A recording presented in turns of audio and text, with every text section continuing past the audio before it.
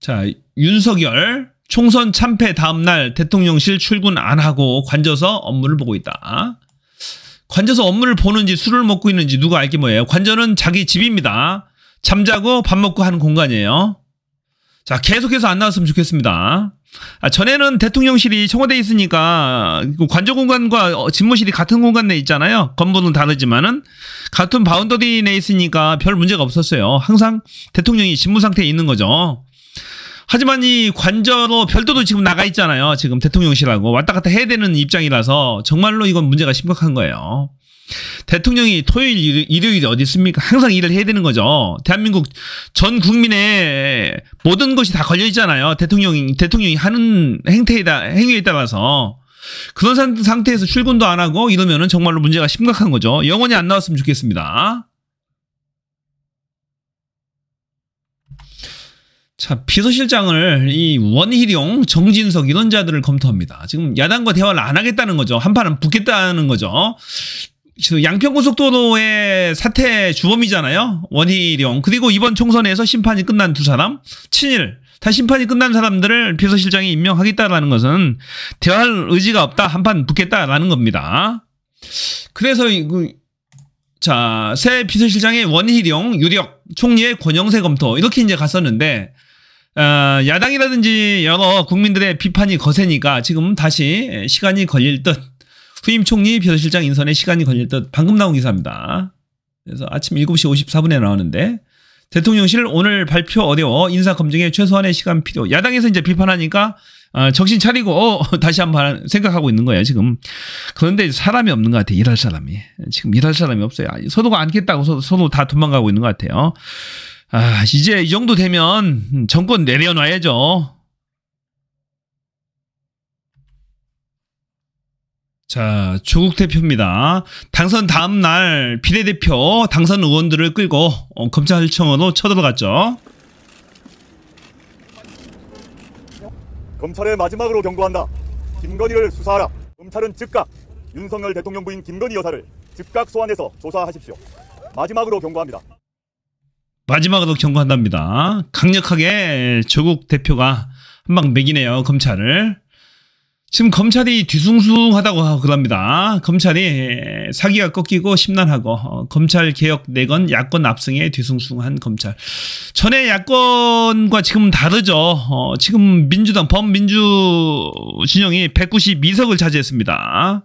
다 합해서 국힘당 빼고 192석이라서 상당히 압박을 느낄 겁니다. 여러 검찰청, 검사들의 수사권을 박탈하는 그런 법안을 다시 입법을 주도할 가능성이 상당히 큽니다. 국힘 내부적으로도 상당한 동조표가 나올 가능성이 있기 때문에 상당히 통과될 가능성이 많죠. 국힘 의원들도 상당히 불만이 많습니다. 검사들이 전국을 주도하니까 자기 신들도 불안불안하거든요. 캐비넷까지 자꾸 압박을 하기 때문에 국힘 의원들도 불안불안합니다. 하기 때문에 이 검찰을 개혁하자는 데는 여야가 일심으로 같을 거예요. 별다른 이견이 없습니다. 검사 집단들을 개혁해야 된다는 데에서 이의가 없기 때문에 상당히 이 검사들의 입지가 축소될 것 같아요, 보니까. 또 여러 가지 그동안에 불법을 행했던 그 검사들 많이 있어요. 이재명 대표 수사 과정이라든지 이런 데서 위법한 행위를 했던 그 행위들이 하나하나 지금 밝혀지고 있잖아요. 특히 뭐 이화영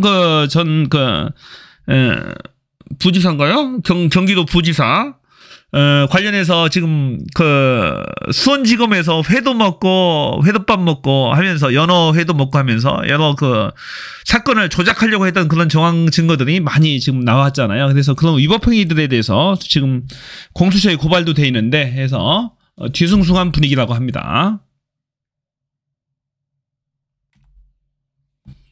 이거 한동훈이 쓴 글입니다. 한동훈이 국힘 비대위원장을 사퇴하면서 아마 집에서 썼는지 집에서 쓴 것 같아요. 새벽에 한동훈 올림. 급하게 도망가듯이 막 떠났잖아요. 이 글을 새벽에 글을 하나 올렸어요.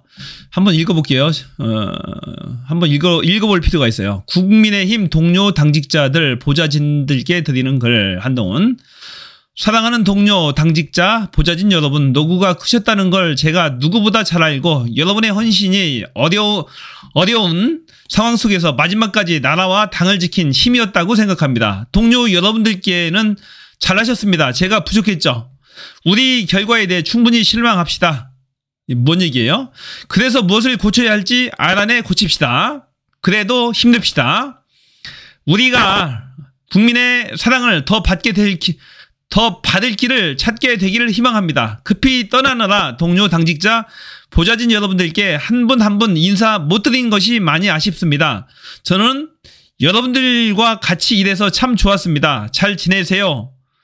24년 4월 13일 새벽에 한동훈 올림.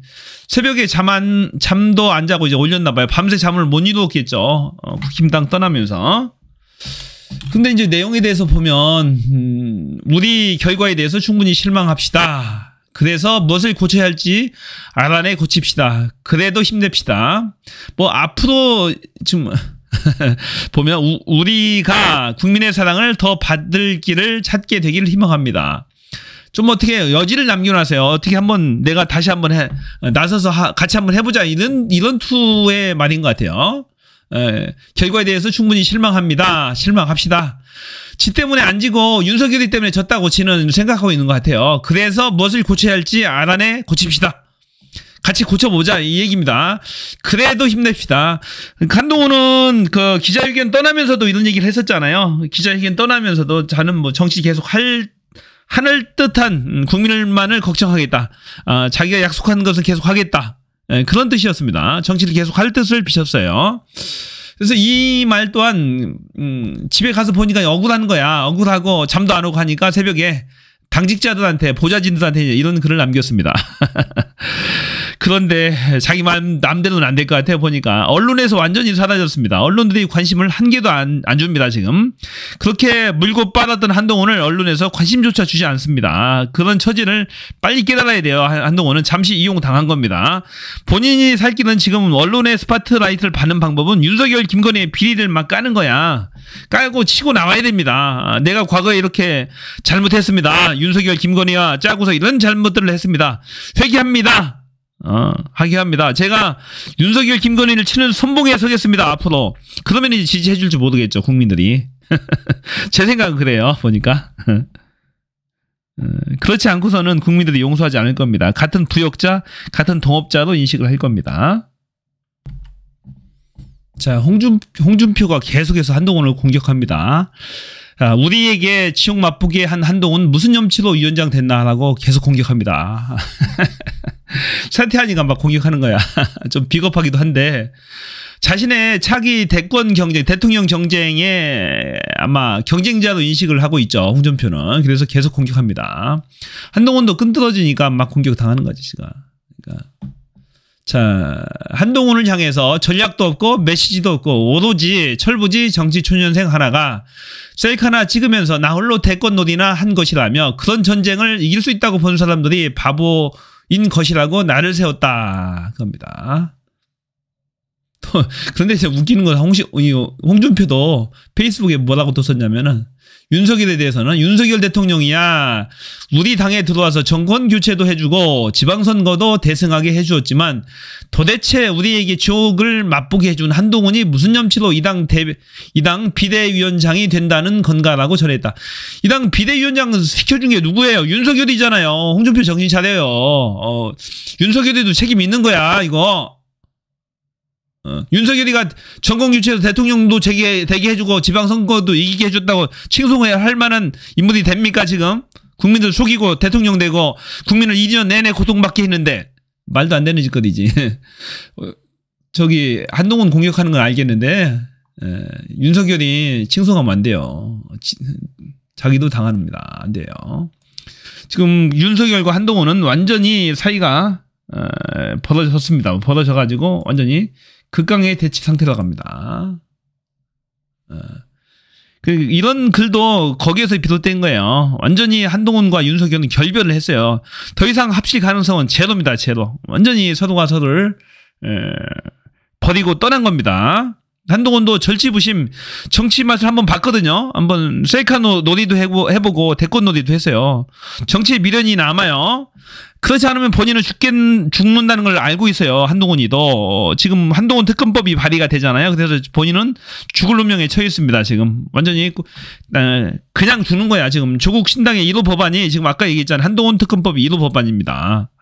그래서 본인은 가만히 있으면 그냥 죽게 돼 있습니다. 죽게 돼 있어요. 그래서 어떻게든 정치 일선에 나서려고 하는데 그게 쉽지는 제가 봐서는 않을 것 같아요. 쉽지는. 누가 한동훈을 지금 조중동이 그렇게 빨았잖아요. 빨면서 그 윤석열 대통령의 후계자로 그렇게 시켜 세우면서 국힘당을 구할 아예 구세주로서 한동훈을 그렇게 총선 내내 물고 빨아주는데 지금은 완전히 언론에서 사라져 버렸습니다. 다 배신했고.